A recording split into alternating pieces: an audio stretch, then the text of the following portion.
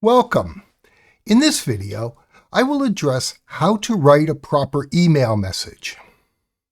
Now, before you click off this video and think that you know how to write an email message, let me suggest that you may not think of the audience to whom you're writing when you compose your email messages, and your messages may not be received in the way that you would prefer.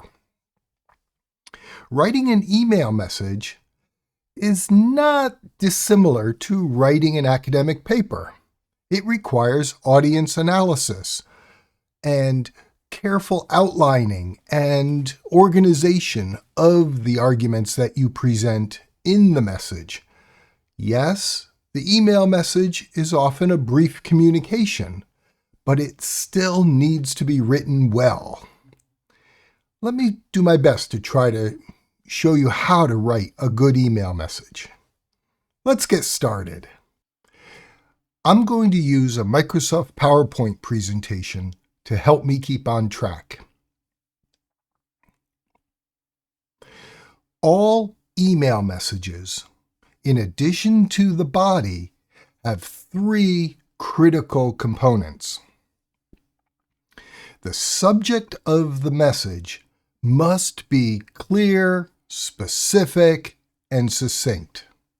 I choose to initially capitalize all principal words in the subjects of email messages that I send, just to add a little bit of visual clarity, maybe even add some contrived authority to the subjects. But really, I want to draw the reader's attention to the subject line so that before reading my message, they will know the content, or at least the topic, of the message that I've sent to them. Within the body of the email message, so I don't mean the body in the sense of content, but I mean body as in not the subject line, include a greeting at the beginning and a closing at the end. Now, the greeting can begin with the word dear, as in Dear Charles, or Dear Dr. Smith. It's up to you as to whether or not you include that word dear in the salutation. I generally do not use the word dear when I'm sending an email message to a student or even to any of my colleagues. I consider that to be a little bit more of a personal greeting. So I reserve it for email messages that I'm sending to family members and to close friends. But remember, just as in writing a letter, the punctuation that follows the salutation is important. Use a comma when sending an email message or a letter to for an informal purpose, such as to an acquaintance or to a family member. Use a colon when sending a business or a formal email message. And I'll demonstrate this in an example later on. In the closing, how you choose to close the email message, you've got a lot of flexibility. You could close it simply with your name or your name, phone number, and other contact information. You could use a closing statement such as best regards, or what's becoming popular recently is just to use the word best as the closing statement. Again, followed by a comma in all cases, both formal and informal. The caution I have, though, is never use the closing sincerely unless you are sending the message to a close acquaintance or a loved one. The closing sincerely should be reserved for those letters and email messages that are being sent to someone with whom you have a close emotional attachment. The body, the principal content of the email message, should be written as succinctly as possible. Remove all unnecessary words. Phrase your statements in a way that uses the minimum number of words. Take out all unnecessary modifiers, adjectives, adverbs. Get to the point.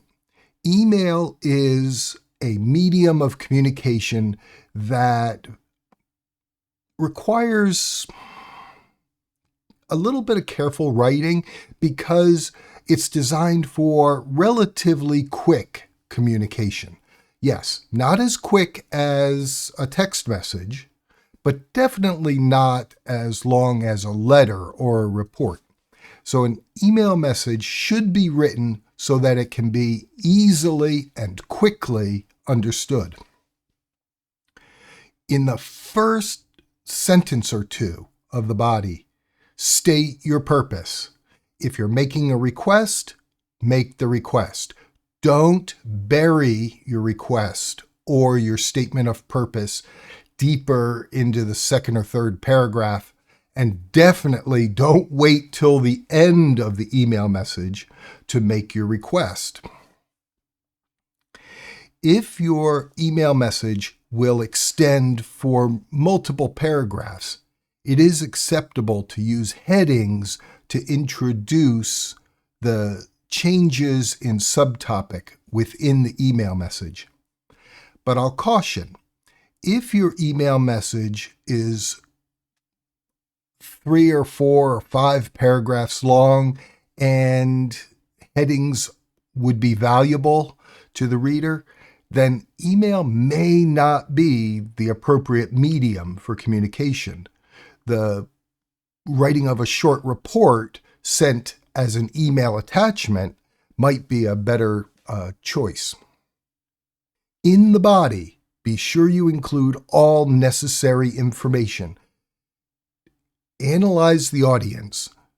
Take into account what your recipient will know, what they will expect to learn from the email message, what questions may come to their mind, and then answer those questions. Provide all the necessary data so that the recipient doesn't have to respond with clarifying questions in a return email message. It just kind of defeats the whole purpose of writing an email message, which is quick, easy communication. When the messages have to go back and forth because clarification is needed, maybe it's time to have a meeting or a telephone call.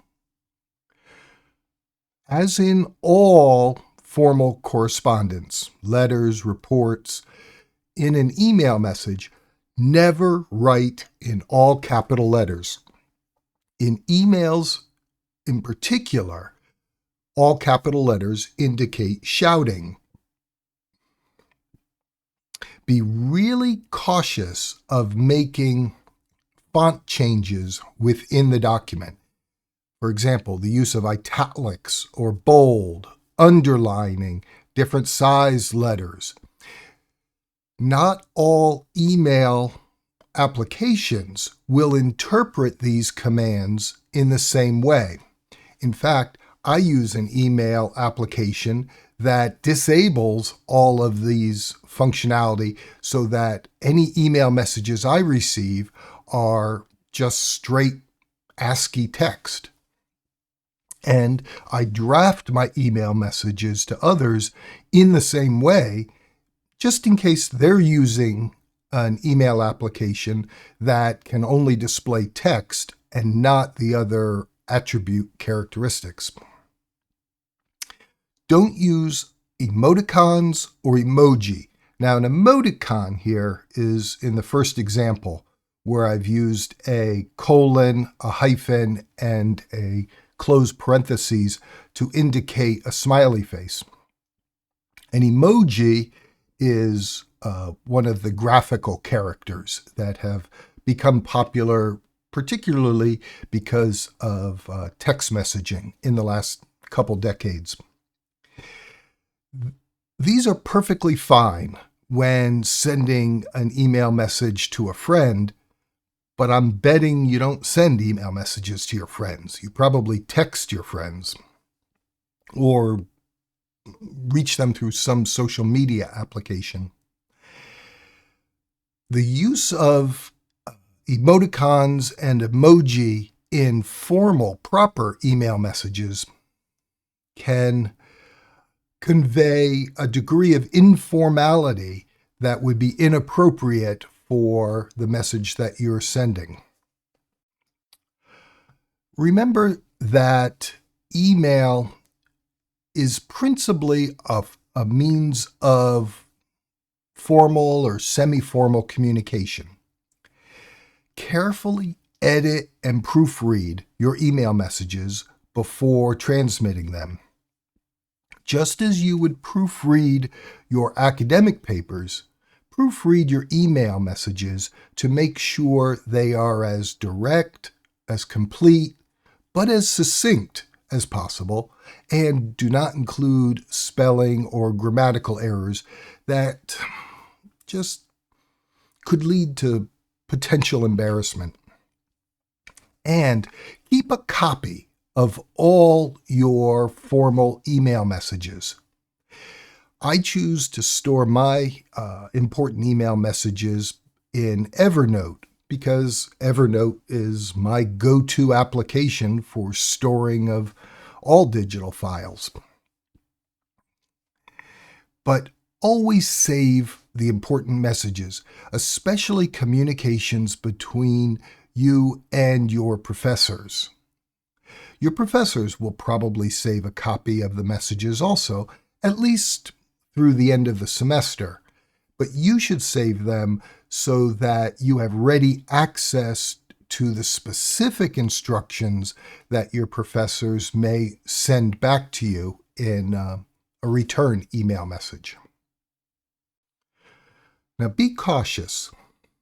Email may seem like a means of private communication, but it's not really.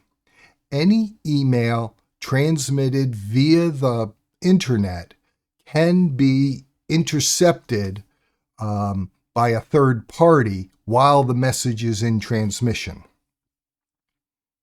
That is, and unless you've encrypted the email, that third party will have access to reading the contents of the message.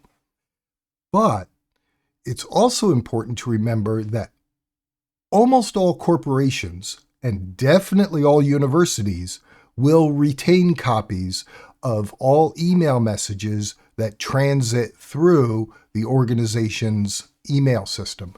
So if you write to your professor using either your university email account and or the professor's university email account, the University Information Technology Department will probably keep a copy of that email message for some period of time, possibly permanently.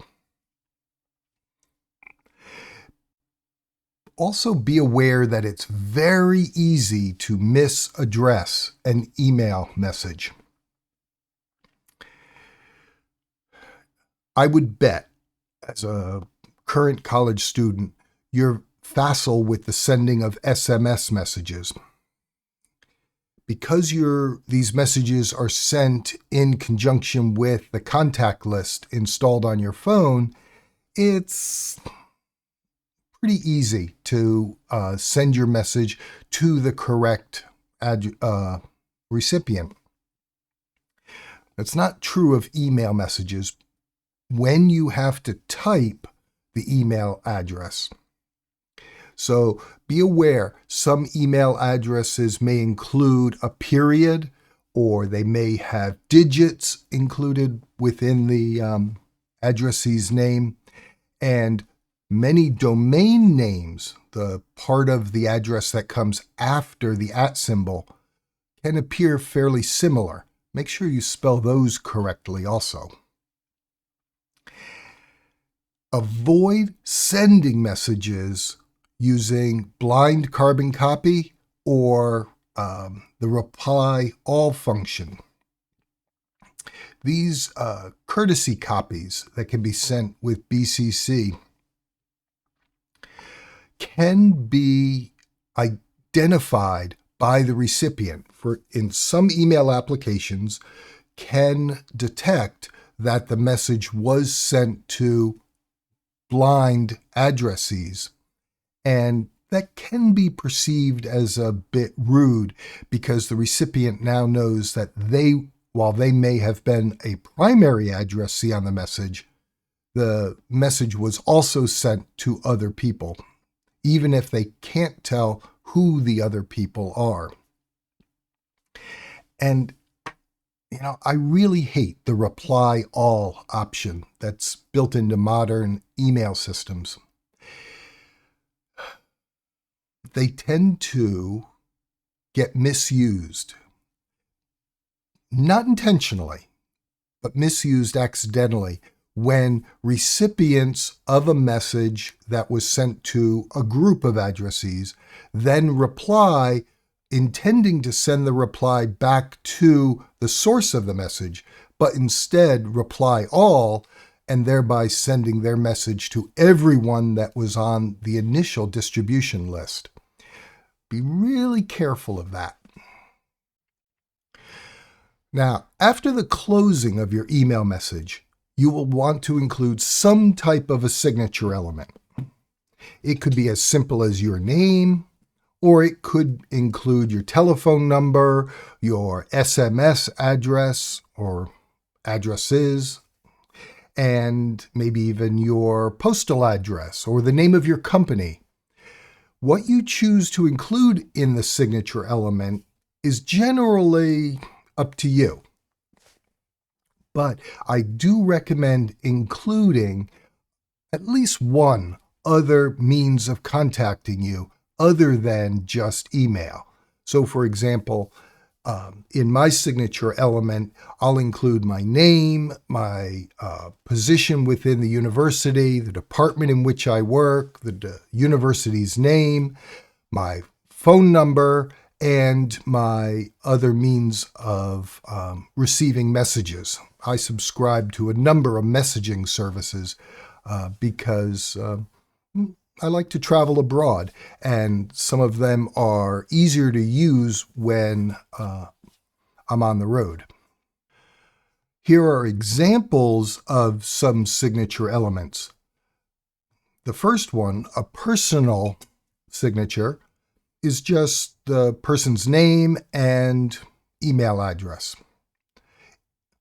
A student signature element might include the student's name, email address, and phone number.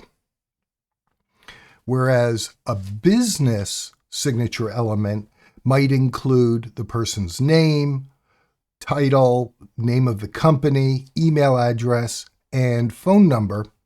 But in this case, because the company does international business, the global telephone code +1 has been included to indicate that this is a U.S. phone number.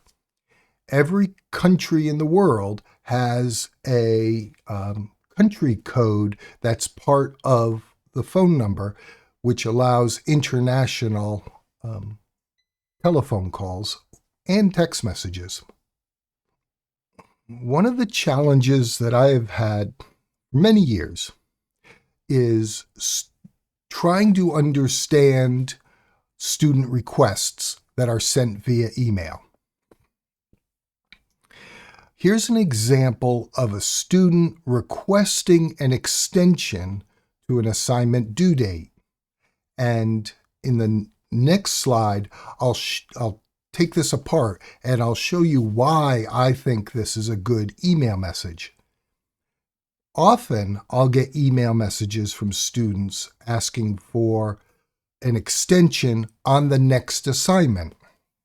And from looking at the email message, all I really know, just from that data in front of me, is the student's name and that an extension has been requested for the next assignment. I now have to think about, okay, who is this student? What class are they in? What section or what course are they in? What class are they in? What is the next assignment? When was the email transmitted so that I can figure out on the calendar when the next assignment occurs? I don't even know how long the extension request is. I don't know how many days of extension are being requested. But in this email, this is a good example. And let me show you why. In this email, the student Charles Williams has written it in a formal manner, addressing the instructor and using the colon because it's a formal message, asking for a 2-day extension for the assignment number 3, the specific assignment that is assigned in a specific course and course section. So I don't have someone receiving this message would not have to assume who Charles Williams is, how long the extension request is, for which assignment, in which course and section Charles is enrolled. But Charles also then defends why they're requesting this extension. It's because Charles will be traveling for the week preceding the assignment's due date, and while on the road won't be able to complete a face-to-face requirement of the assignment, but is able to make arrangements to complete the assignment as soon as they return back to campus. Charles also closes the email message with a polite best regards, and then includes their email address and phone number, just in case the professor needs to call Charles to discuss the extension. I want you to remember that writing an email message has a degree of formality to it. It's not as informal as sending a text message. So, outline your thoughts before you write. I mean literally, outline, just as if you are outlining the arguments in a research paper. Once you've drafted the email message, edit it, proofread it, make sure it is as succinct as possible, but includes all necessary data. And right before you send it, ask yourself, does this message address everything that I need to communicate? Because once you send the email message, in most systems, there's no way to retrieve it back. Once email is sent, it's going to be received. So you kind of have one chance to send a good email message. I hope you found this information useful. I don't expect that as a college student, you write many email messages. Most of your written communication is going to be with friends, so you're probably texting one another. But email is a frequently used communication tool in organizations, whether that's the university or in business. You will use email to communicate with your professors. And in business, you'll use email to communicate with your work colleagues, your vendors, and your customers. Writing a good email message is a skill that can be learned, just like the academic writing of your research papers. You can learn to write good academic papers, and you can learn to write good email messages. Just remember, it's a writing process. Think about the recipient. What does the recipient need to know? What does the recipient want to know? And what does the recipient already know? Be as succinct as possible. Get to the point. and include all necessary information in your email message. Until I see you again in a future video, I wish you the absolute best in all of your academic work and your email writing. Bye for now. Mika, what a nice dog you are, keeping me company while I make my videos. Yes. You like watching me do my work, don't you? Yeah. You just keep an eye on me and keep me company. It's tough in the summer when it's so hot outside. But you can just take your rest. I love you. Bye.